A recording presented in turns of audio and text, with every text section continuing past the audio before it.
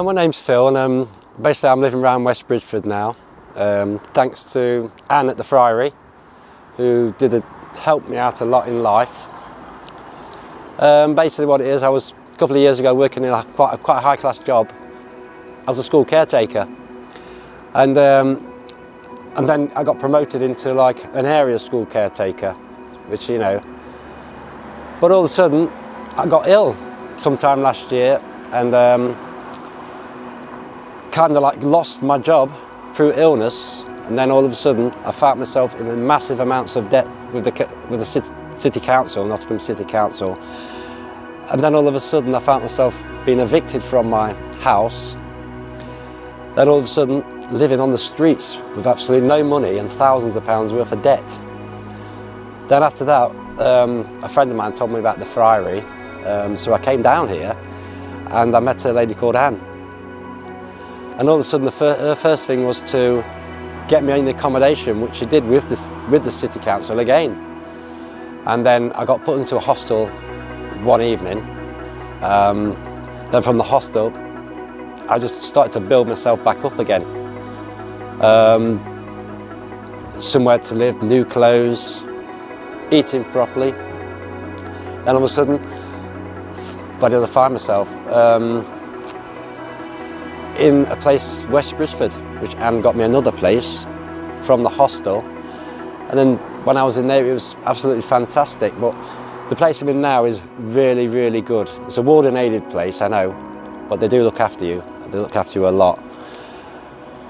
And now I'm just building up until, I can relax instead of sleeping out on the streets, which is very bad. In fact, it nearly killed me. I remember waking up one morning when I was on the streets, and I thought I was dying there and then, But I came through it, thanks to the Friary and Anne. And people, friends in the Friary, they helped a lot. People spoke to you, helped you, helps everybody. It was just brilliant. And now I'm here today making a film. But when I came to the Friary, I didn't know anybody. But after a few weeks, I started to get to know people, and they became good friends, some of them, really good friends. And they just gave me so much advice, The advice was massive. And I just became good at everything that I was doing. Felt secure again. And it's good to be next to friends, because you've got to have somebody to speak to, Because if you don't speak to people, that's it. You can just go into a really bad depression. And once you're in that depression, it's hard to get out of. Yeah. But speaking to people and the Friary got me out of that depression and built me up again. And that's what it's all about. Building people up. Self-esteem.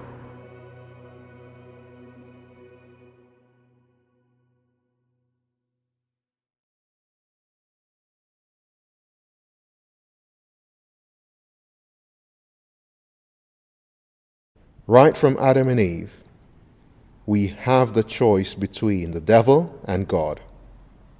God gave us free will so that we may express choice. God has made us like him to be able to create films, airplanes, buildings, and much more.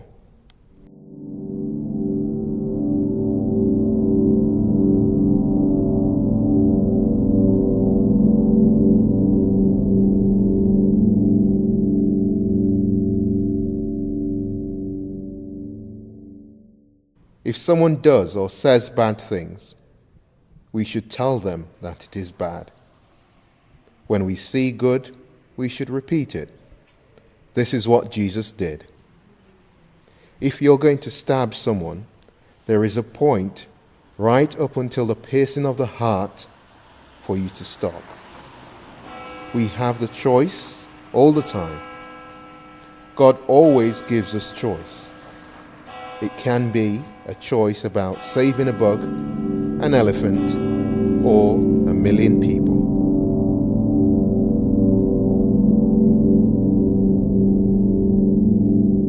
In the past, I was a really bad guy. I still have the choice about being bad.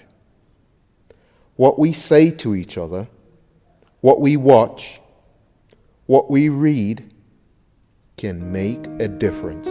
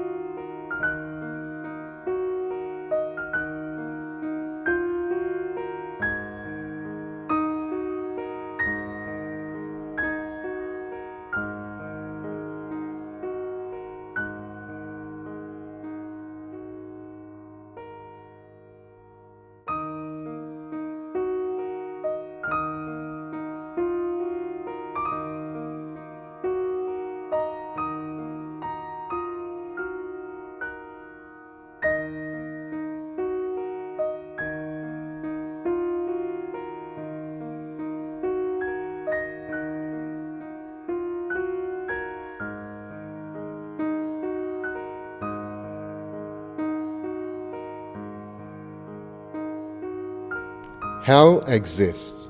Pain, pain, pain. If someone cuts off another person's hand, how a choice can change the lives of others for the rest of time. How a choice change history. An action of ours can prevent a couple meeting or a baby being born. Because of our choice, we are very powerful. Demons exist throughout time. We are always in danger from evil. People like the easy way out, stealing, killing, and such like. Pain is there to show us what is bad for us. It's for our safety. Don't put your hand in the fire.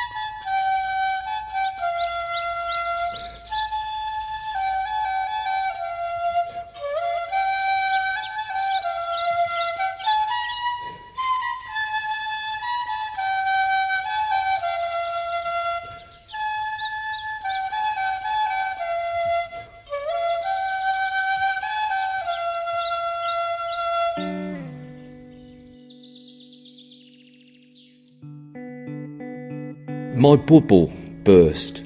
The whole structure and stability I had just disappeared in thin air, like pop. And like I found myself like the nowhere man, and I didn't know what to do. I was sofa surfing, making bad friends. And somebody mentioned Friary to me, and I found it, and it was like a sanctuary again. Some humanity came back, and it got me to the position where I've got a nice home now, and I'm rebuilding everything now, and I can see sort of light at the end. And it was just the kindness and stuff I thought never existed again, and it's like a helping hand, and it's given me the confidence to carry on doing stuff. I was a bit of a rock and roll type existence, and maybe if I'd have controlled myself a little better, I'd and been more boring and responsible, I might not got into the situation I was. Like, well, summing up, like how the Friary has helped, I don't. A lot of people get into a situation where it's like a cul-de-sac. You go down, you get like life's full of paths, and sometimes you take the wrong turning, and you regret it. However, like places like the Friary help you turn you around and put you in the right direction, and that's what they're doing for me.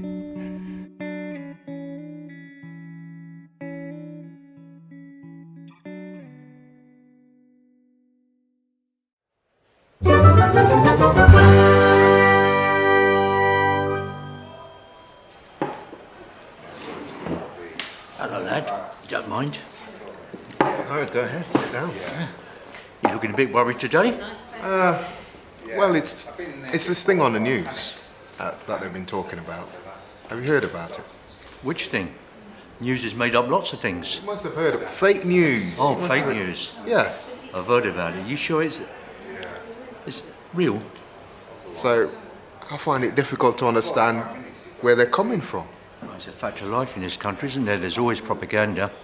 Starts with the politicians. It's been going on for years. Right? One form of propaganda to another form of propaganda. It's just improving it. Okay. And propaganda's a fact of life. Okay. So instead of dropping leaflets now, they have sophisticated media outlets Yeah. that they influence. Yeah. And it's what? But how do you decide what's real, what's not, who to believe? How can I get to the core of it? You buy a lot of salt and put it on your stories. Right? That's what it is. You've got to pick it. Get a balance. If you've got an extreme view that side, get an extreme view the other side, and go somewhere along the middle. Right? And of course, throughout all this, you'll have to consider your own bias. Well, of course. Yeah. We've all prejudiced in our own way. But learn yourself first, and then worry about other people. And only worry about things that matter to you. Oh, well, if only the BBC would provide a service like this, someone in the know explaining to us, then it might actually be worth the licence I'm fee. not in the know. I'm not at all. I just look at it and that's it. But BBC World Service has always been one to spread propaganda on the government's behalf, though they are really impartial, aren't they? Right. But anyway, Okay. I think that's enough of that. Yeah. Been steak and chips. I've been waiting for that for ages. Well, it's been nice having a chat with you. Yeah, Hopefully, okay. I'll meet you soon again. Yeah.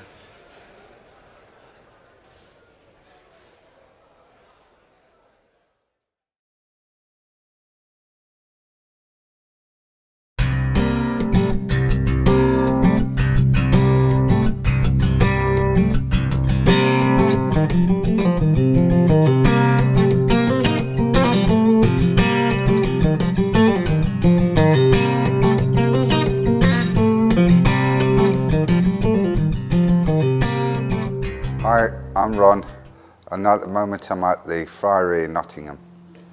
When I was 6 months old, I came down to Nottingham because I was told that my mum and dad had beat me up, so I had to go into a baby unit in Wellington, and I was there for so long, then moved into a children's home for older children. I've been in care all my life. I've been in Nottingham for the 50 years. I am definitely a Nottingham lad. Okay. I'm proud of it. you settle into a place and then get moved. You don't know where you stand because you think it's your fault, because you've had to move from one place to another, from a baby unit to a children's home. And you you get to mix with different people, and you think it's a part of life, so you start doing silly things, and you thought you could trust the staff there, but most of them used to sexual abuse you, and you didn't know because you were so young at the time. You thought it was right and that, but when you get older, it starts to affect you, because you know, you like blame yourself because you think like it's your fault, because you think like you've done something wrong, and because of that sort of life, you don't realise until you get older that it affects you when you get older. And I think that is wrong, because people judge you because of what you've been through, and it could happen to anyone. It does, and that. Because of what I'd gone through and got sexual abused, I found it hard to settle with a woman, because I thought I would get the same. Because when you've been through a lot, it takes a lot to bring down that barrier. And because of that, and because of your goodness, people used to take advantage of you because of your good nature. And so it was hard to find, when you did find someone, it was hard. You used to get jealous and things like that. But now, I've had long relationships. It's either that they got fed up with me and moved on to start another family, because every time I had children, they got taken away. So that we blamed each other for that. But eventually, I noticed it wasn't none of our faults. I still think of my children, even though they're not with me. And it's like a piece of your body's been taken away for no reason, where they take the wrong children off the wrong people. If it wasn't for Friary or for Manuel House, I don't think I'd be here now, to be honest. And I would have probably turned to drugs and drink. But I've avoided all that. But even that, I've known a load of alcoholics and druggists. I class them because and all that. And because of what I've gone through, I started gambling. And that was part of my thing, because to mix with people, because in my life I've been institutionalised all my life, and that's why they didn't want to send me to prison all the time. It's because I got so used to it. I got my meals, I got my bed, I had everything. I had no cares outside. I didn't have to worry about outside, because I knew I could cope. If it wasn't for like the Manuel House and Friary and that, I wouldn't be able to survive. It's like I've known Anne for years and years, and I've never known such a lovely person, because she cares for people like ourselves. Without her, we'd be lost, because we wouldn't know what to turn to. And that. It's like with the soup runs. Without them, most of us would be not eating.